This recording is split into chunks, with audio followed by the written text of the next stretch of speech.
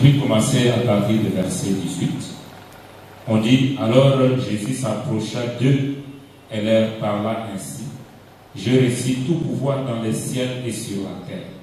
Allez donc dans le monde entier, faites des disciples parmi tous les peuples, baptisez-les au nom du Père, du Fils et du Saint-Esprit, et enseignez-leur à obéir tout ce que je vous ai prescrit. Et voici, je suis moi-même avec vous chaque jour jusqu'à la fin du monde.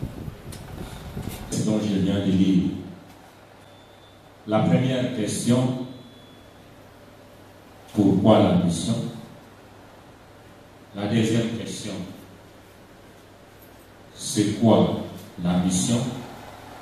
Et la troisième question, comment faire la mission?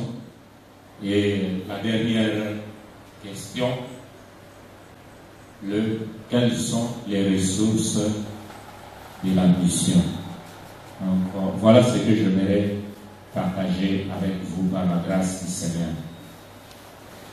D'abord, le background, c'est important de comprendre que nous ne pouvons pas comprendre ces textes si nous ne les mettons pas dans le contexte de Genèse 12, 1 à 3, où Dieu donne quelques promesses importantes, fondamentales, dont la dernière promesse est capitale dans cette séquence.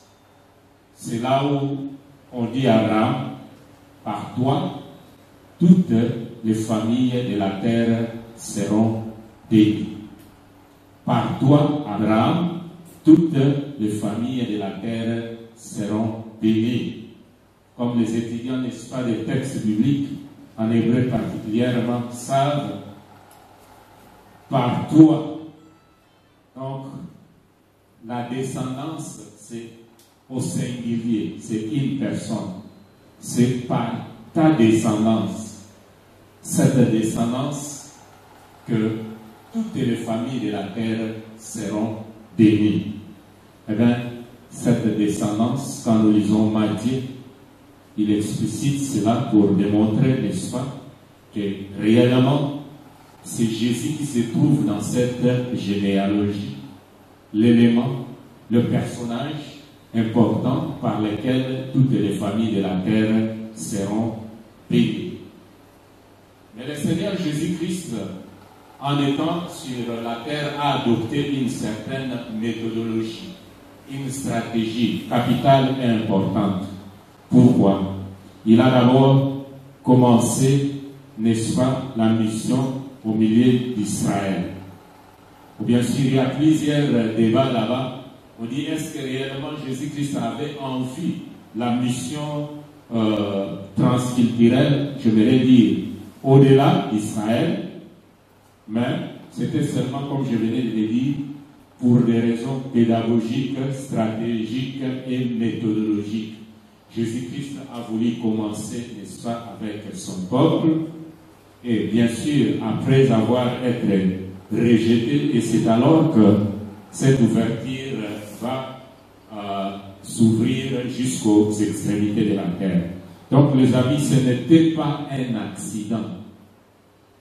La mission aux non-juifs, ce n'était pas un accident, mais c'était dans la planification divine. Et c'est pourquoi, quand nous lisons Matthieu 10, il y a d'abord cette mission qui s'est faite, n'est-ce pas,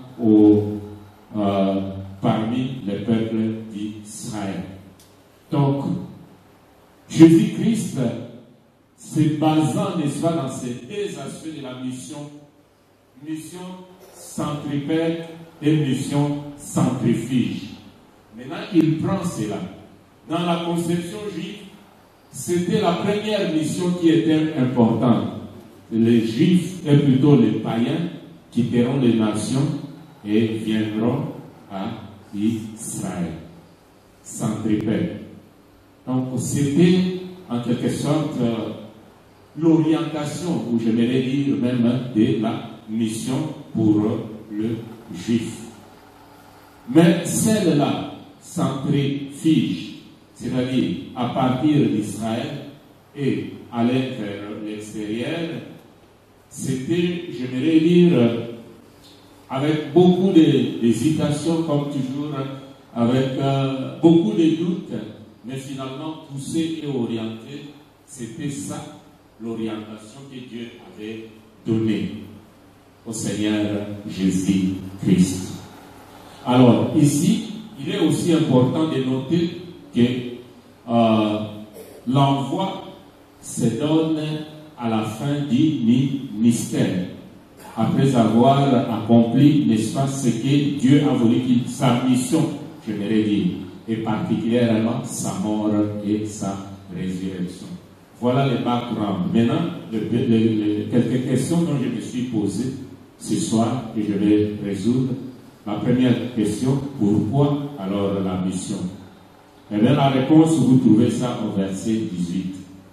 C'est justement, le Seigneur Jésus-Christ dit, tout pouvoir m'a été donné. Alors, c'est important, mes amis, que vous puissiez savoir qu'en fait, Jésus-Christ, en tant que Dieu, avait déjà le pouvoir. En tant qu'agent de la Trinité, il avait le pouvoir. La Bible nous dit que tout a été créé par lui. Mais cependant, vous pouvez avoir le pouvoir. Mais le problème, c'est quoi?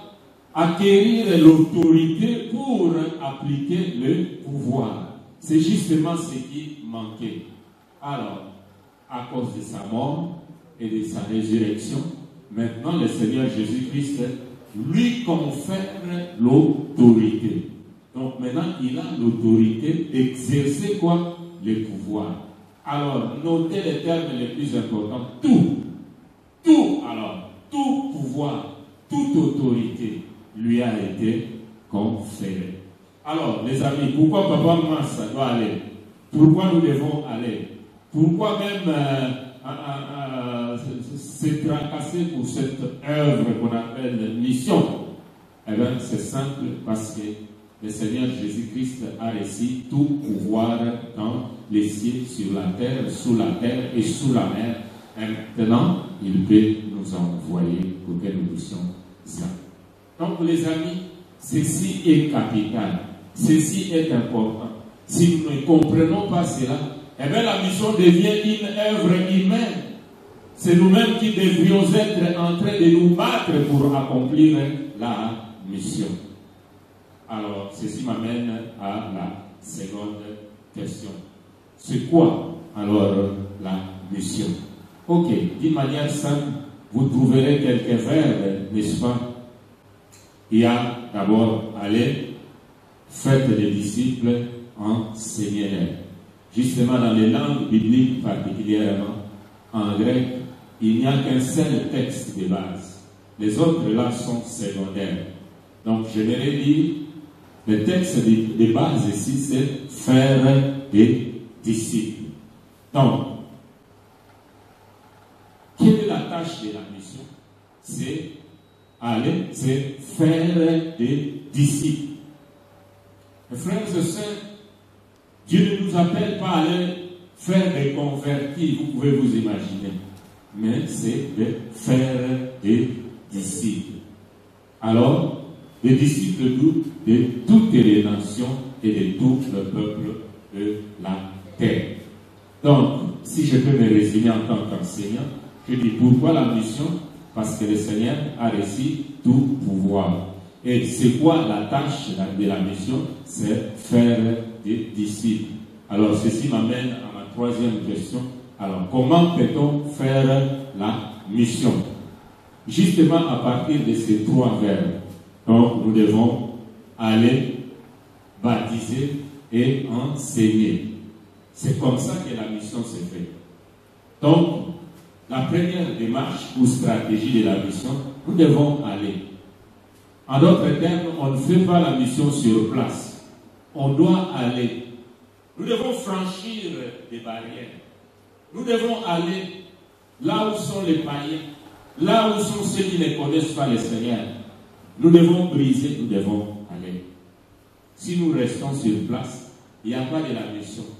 Et c'est pourquoi notre papa va quitter aujourd'hui et il va aller. C'est ça la mission. Si on ne bouge pas, il n'y a pas la mission. Donc, nous devons aller. Bon, maintenant, baptiser. La seconde tâche, nous devons baptiser. Nous devons savoir qu'on ne baptise pas sans la conversion. Donc, ce qui veut dire quand on arrive, on prêche la bonne nouvelle.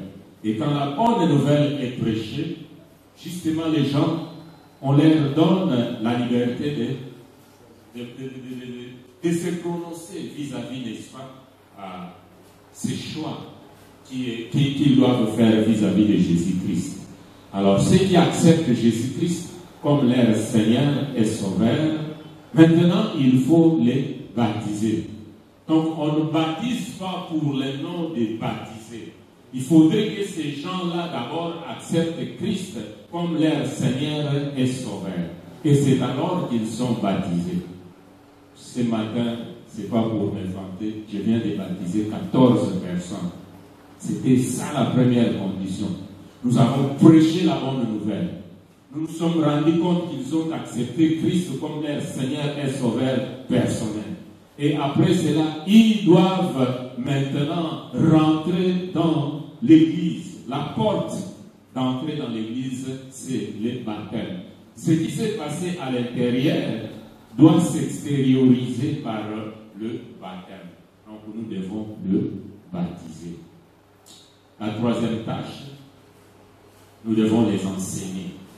L'enseignement suit ipso facto. Et tout doit culminer à ce que ces hommes et ces femmes deviennent des disciples. Donc l'objectif de notre enseignement, c'est que ces hommes et ces femmes deviennent des disciples. En d'autres termes, moi je dis seulement des petits Jésus, ceux qui finalement croissent dans ces enseignements, ils atteignent la stature de Jésus-Christ, ils pensent comme Jésus-Christ, ils agissent comme Jésus-Christ. Ce sont des petits Jésus sur cette planète Terre qui les représentent. Ensuite, nous allons ensemble, les amis, donc la tâche de la mission, aller baptiser et puis enseigner.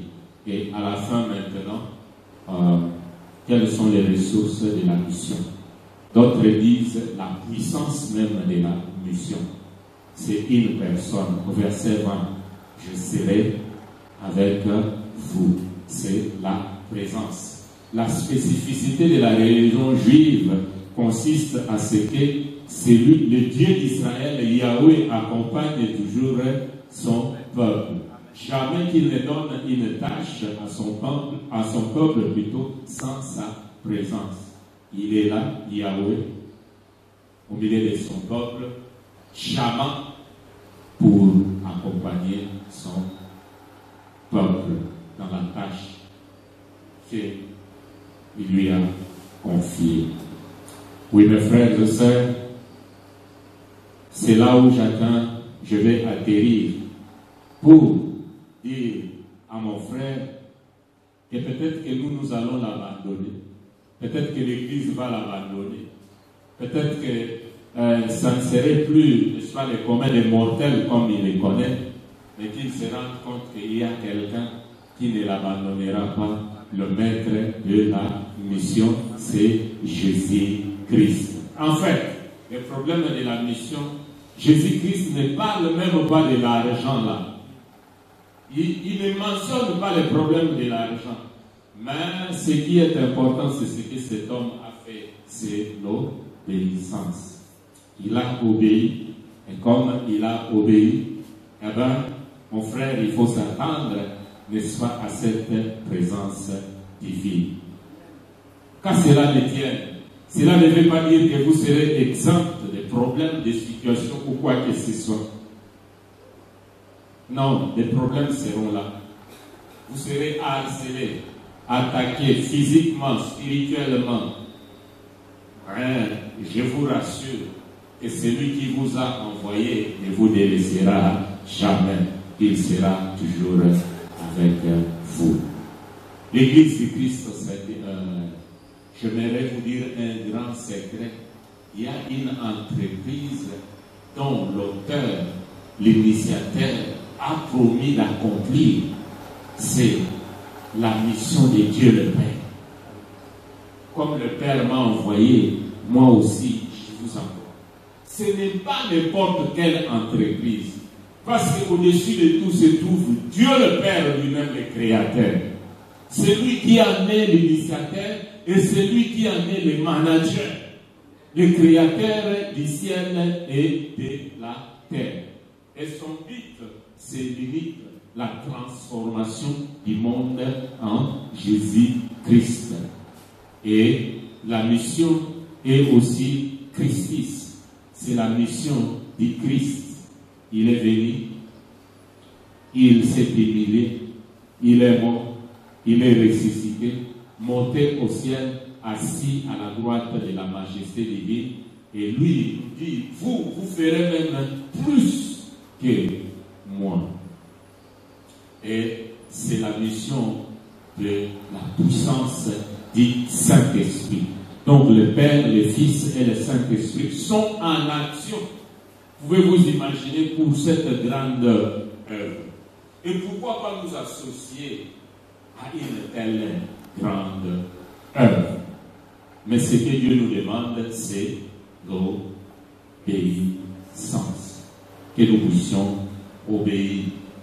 Et la force, la puissance de je serai avec vous s'est matérialisée à la Pentecôte avec la venue du Saint-Esprit. L'Esprit nous est donné, l'Esprit nous est accordé pour nous accompagner en cette grande œuvre.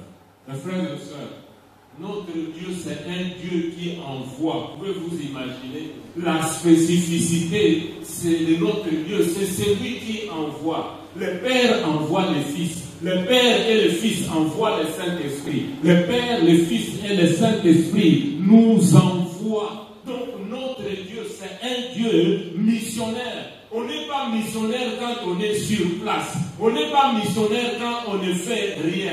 Et l'église qui s'associe avec Dieu, c'est une église qui envoie toujours. Quand on n'envoie pas, il n'y a pas l'église du Seigneur. Et il n'y a pas la mission. Amen. Et le Seigneur dit, je serai avec vous. Avez-vous déjà expérimenté la puissance de Dieu, mes frères et sœurs? Moi, je suis spécialiste de la mission rurale. Ce que j'ai expérimenté quand on parle de signes, de prodiges, de miracles, c'est que tout ce que nous lisons dans les Écritures, mes frères et sœurs, vous ne l'expérimenterez pas ici. Mais quand vous sortez dans des villages, et c'est d'abord que vous voyez la réalité que celui qui a dit tout pouvoir m'a été donné dans le ciel et sur la terre. Nous avons et nous expérimentons cela. Récemment avec le révérend Kapai, le frère Biangani, et tout ce qui était avec nous. Nous prenons la sorcellerie au nom de Jésus-Christ. Je dis ça ne vous fera rien. Nous les prenons et nous les brûlons. Et à 150 km dans la radio, nous prêchons, nous disons aux hommes et aux femmes de se repentir. À 150 km, les gens s'agenouillent. Nous disons, et maintenant, répétez ces prières. Ils répètent, allez dans vos maisons, prenez vos fétiches. Ils rentrent, ils prennent des fétiches. Et on dit, maintenant que vous les avez, eh bien, prenez des allumettes, et brûlez-les dans le puissant nom de Jésus. Et on le brûle dans des villages. Mes frères et sœurs, non. Si réellement, le Dieu que nous adorons, c'est lui le créateur du ciel et de la terre, j'aimerais vous dire que c'est un Dieu missionnaire. C'est-à-dire où on est pour lui, où on est contre lui, où on se revendique lui appartenir ou non. Mais si on lui appartient, mes frères et sœurs, moi n'agnoka azalakanani nyoka. Et ce qui a fait que vous et moi nous puissions recevoir l'évangile. Parce que les hommes et les femmes ont quitté, ils ont fait ce mouvement-là, ils sont venus vers nous. Et maintenant nous sommes bénis. Ceux qui sont bénis doivent aussi devenir une source de bénédiction pour les autres. Papa Massa, comme je venais de le dire, ces représentants, ces hommes et ces femmes qui sont ici, témoins, nous tous, nous allons vous accompagner, nous allons prier. Peut-être que nous serons un peu fatigués ou quoi que ce soit. Soyez rassurés. Que vous êtes rentrés dans une entreprise éternelle dont l'or et l'argent appartiennent au Seigneur. Et ce que vous avez fait, c'est l'élément le plus important. Le fait que vous avez obéi. Qu'est-ce que le Seigneur Jésus-Christ dit dans Luc 19? C'est lui. Personne, c'est lui qui abandonne sa maison, ses frères, ses sœurs. Et qu'est-ce qu'il gagnera? Au centuple et au ciel. Donc, en fait, dans mon petit ministère que je fais vers Dijon, je suis en train de découvrir des hommes, des femmes qui ont bâti des maisons. Mais ces gens-là, ça c'est la folie des grandeurs. Des grandes maisons, vous pouvez vous assurer. Des grandes chambres, et maintenant ils sont morts. Et ces chambres, ces maisons. Et je me dis, mais pourquoi faire tout ça et pour rien? Pourquoi pas cet argent que le Seigneur me donne, je puisse investir cela pour l'éternité? Ils ont laissé toutes ces maisons-là, les frères et sœurs et les enfants parfois désordonnés, et qui ne font absolument rien. Pourquoi pas investir dans cette entreprise éternelle? Le Congo, la CFMC restera pauvre. Cette église restera pauvre. Le Congo restera pauvre. Aussi longtemps que nous ne nous associons pas à cette grande œuvre, cette entreprise. L'histoire l'a démontré.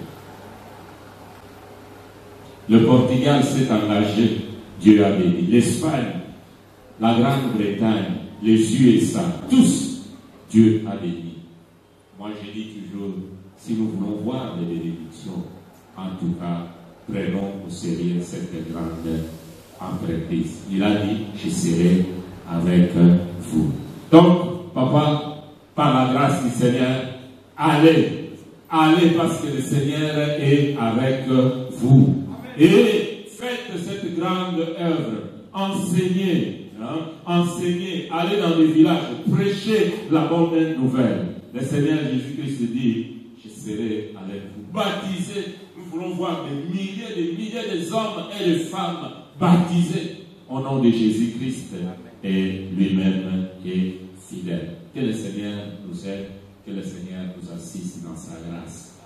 Le Père, le Fils et le Saint-Esprit est la mission et missionnaire qui envoie l'Église missionnaire pour sa gloire au nom de Jésus. Amen.